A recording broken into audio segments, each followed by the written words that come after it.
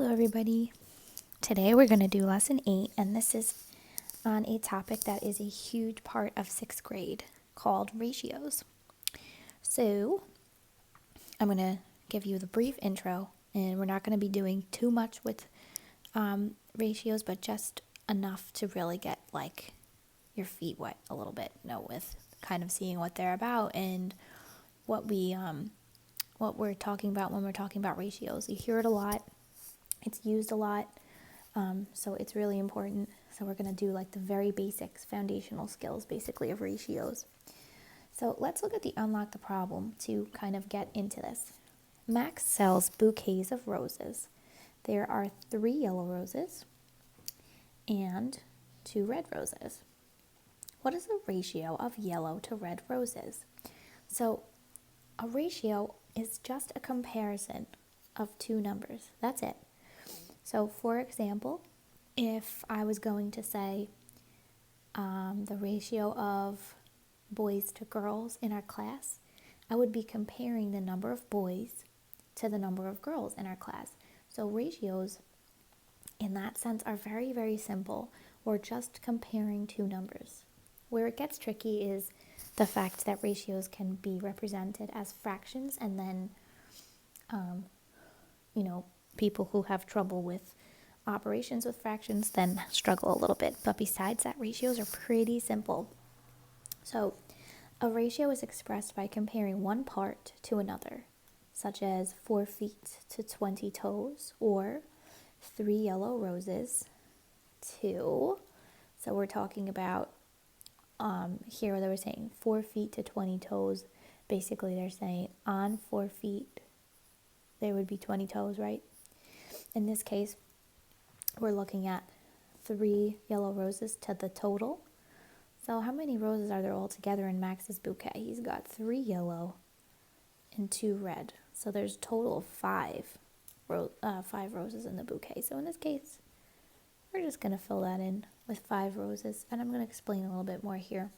Now, one way that you can model ratios is using color counters. Of course, I don't have color counters at home with me.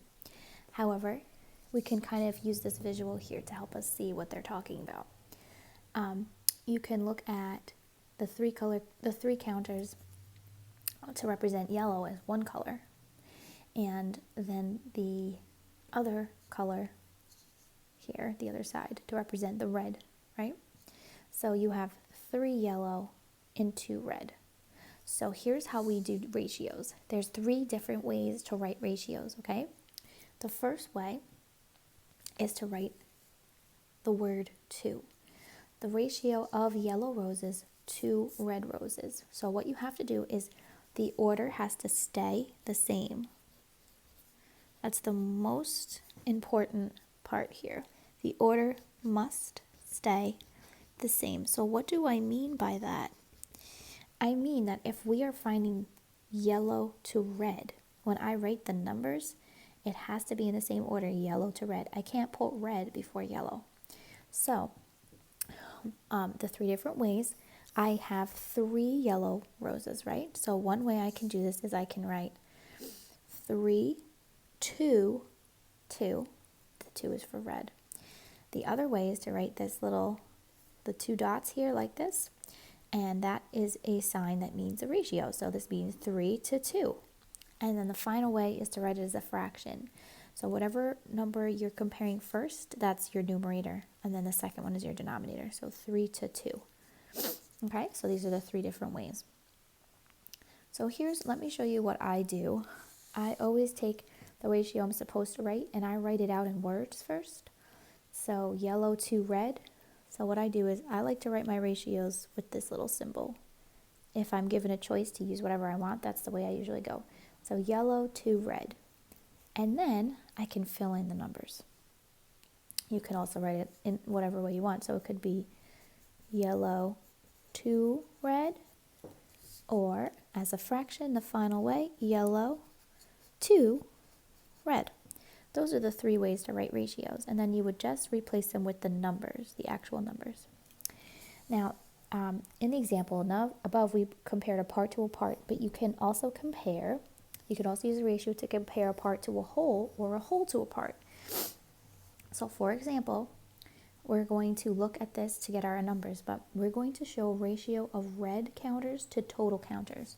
So here's what I do with these types of problems. Before I even look at the numbers, I write out the ratio like I just said. I'm looking for red to total. I want to do the red counters to the total counters. And taking that one step helped me to organize my thoughts before I start. So first I need to count how many red I have. I have 1, 2, 3, 4, 5. So I can write the 5 here instead of the red. And then the total is just how many there are all together. So we have the 5 red and then 2 yellows. So that's 6, 7. So I have a total of 7. So my ratio would be 5 to 7. Okay, so just to fill in these blanks. The red counters were 5 and then the total counters were 7. So the ratio is 5 to 7.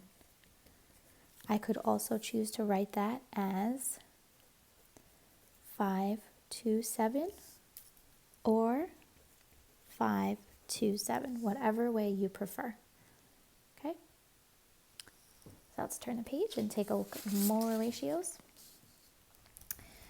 For the Sharon show, we're going to find the ratio of red counters to yellow counters. So I always just take a second and I write it on the side, red to yellow. Okay, now I'm organized. So now I can count how many red counters there are. 1, 2, 3, 4. I'm going to write it here. And I'm also going to fill it here. How many yellow counters are there? 1, 2, 3. 3. So my ratio of red to yellow is 4 to 3. And of course, again, you can write it 4 to 3, 4 to 3. Okay? Any way that you like. I like to use this for ratios because it's really it's a special symbol that we use just for ratios, so it's kind of fun to make use of it. Just please note, the first number does not have to be smaller than the second number because we're just comparing two numbers. They don't have to follow the rules of being a proper fraction or anything like that. So if you get a bigger number that comes first, especially if you're writing it as a fraction, don't get thrown off. It doesn't mean anything. It's just showing us that there's more red than there is yellow. That's it. Okay? So let's do 2 and 3, and then I'm going to have you guys do these ones. So we're going to write the ratio of squares to circles. Okay?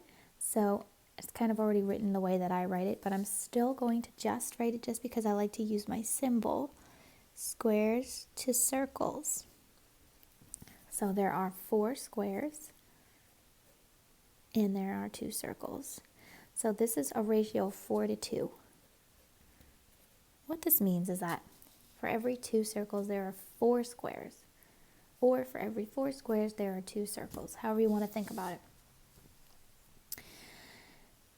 This one is the total squares to dark squares. So this time I'm looking at the ratio of the total number of squares to the dark ones. So total to dark. So let's count. 2, 4, 6, 8, 9 is the total. And then there are 2, 4, 6, 7 dark ones. So that's a 9 to 7 ratio. So the ratio of the total squares to the dark squares is 9 to 7. So I'm going to have you guys do the on your own, and all of them from 4 to 12 because they're nice and easy. Just be careful, the light and dark. It's not very, if you're using my picture here, my printer's kind of low on ink, so make sure you either look at your own or kind of shade them in. Okay, and give that a shot. And then for these ones you have to actually think of the actual days, okay, how many days there are on a week, etc., weekend. All right, and then so pause, give these a shot, and then unpause to check, and we'll go over them. Okay, I hope this was nice and easy for you guys. So for dark to light, there are 5 dark and 3 light, so that's a 5 to 3 ratio. Then they switch it from dark to light to dark, so now it's 3 to 5. So as you can see, the order in which you compare the numbers changes. So you have to always follow the order. Then the light to the total, there's 3 light and a total of 8, so that's a 3:8 ratio. 7 to 9 was using the triangles and the circles. So for number 7, that's a 5:4 ratio. There's 5 triangles and 4 circles. Dark to light, there's 4 dark and 5 lights. It's a 4:5 ratio. And the total shapes to circles, there's 9 shapes and there's 4 circles, so 9:4.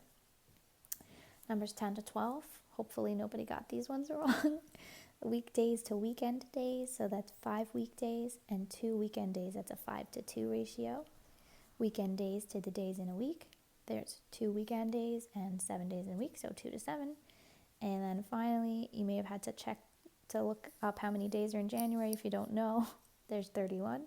So the days in a week is 7 and the days in January is 31. So 7 to 31. Okay, guys?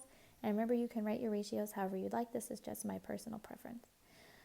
If you are going to do it this way, make sure you make your dots very clear so that there's no way that you might look at this and think it just says 227 or even 217. Like, make sure it's very clear. Okay? All right, guys, have fun with ratios.